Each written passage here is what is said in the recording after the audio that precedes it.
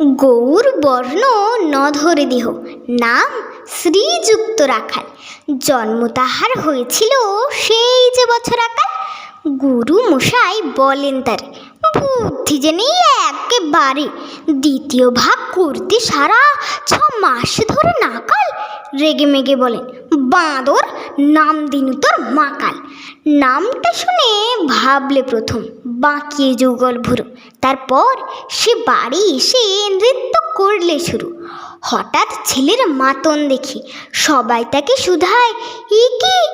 সকলকে সে জানিয়ে দিল, নাম দিয়েছেন গুরু। নতুন নামের উৎসাহে তার বক্ষ দুরু দুরু। কোলের পরে বসিয়ে দাদা বললে কানে কানে, গুরু মশাই গাল দিয়েছেন, বুঝিস নি তার মানে? রাখাল বলে, কখনো না, মা যে আমায় বলেন শোনা, সেটা তো গাল নয়, সে কথা পাড়ার সবাই জানে। আচ্ছা, তোমায় দেখিয়ে দেব, চলো তো ওইখানে।